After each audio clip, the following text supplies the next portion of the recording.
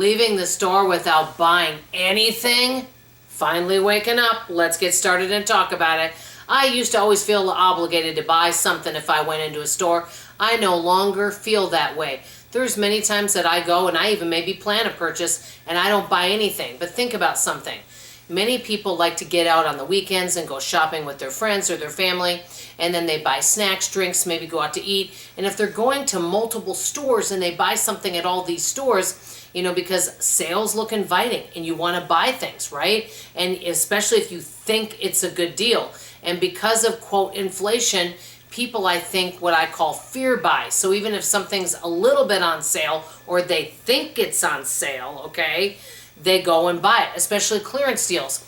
I used to go and see tons of clearance left over in all these areas from meat and other areas. Now if you visit any clearance section, it is really picked over because people, once you put it out, people go right to the clearance because they want to see if there's any great deals. And in all honesty, sometimes there are, but not always. And I noticed that when you go shopping now and you're out and about, people are buying things, but I think people are finally waking up and they're just not willing to pay the prices for some of these things. And I don't notice that some items, depending on the price, just sit there.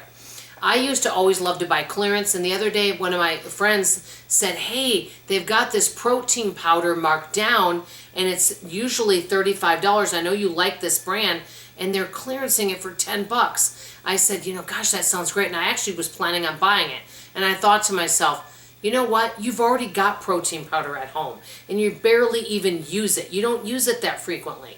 So you know what? I didn't even buy it. In my opinion, we have to start saying no to some of these things. And I wrote several things down. Obligations to do for others. I know a few folks in my world that always feel obligated to do things for other people, but they're struggling financially. And this is my opinion. That's a time where I feel people need to start talking with your family and friends and saying, hey, things have changed a little bit and I really want to make sure I save money, because different emergencies and things come up. So I'm going to have to kind of put a kibosh on some of the spending. If you're doing gifts, buying drinks out, going out to eat, buying things just because they're on clearance, buying things because you think they have the appearance of being on sale. And a lot of times when you're out there, you think these sales, they create urgency, like, you've got to buy it now. This is like a last chance. And if you don't purchase it, you'll never get it this low price again. And so that keeps us broke because we're always buying stuff because we're afraid, I guess you call it FOMO, fear of missing out. We're afraid we're going to miss out on a deal. I know I have felt that before, and you could just end up whittling $5 here, $10 here. One thing I know a lot of people do is they say, you know what? I don't shop online and I just simply don't go shopping unless I really need something and I'm really going through my house and using what I have, and it's saving me a lot of money. And I thought about this, that if, let's say that you have we'll say a $400 grocery budget a month for a family of 3, okay? And you actually went through your house and used everything up because you noticed that some things were older and you basically, you used your oatmeal up, you used everything up. And because of that, you ended up only spending $200 on groceries. You have $200 left over. Well, you could take that $200 and use it for something else that maybe your family is needing.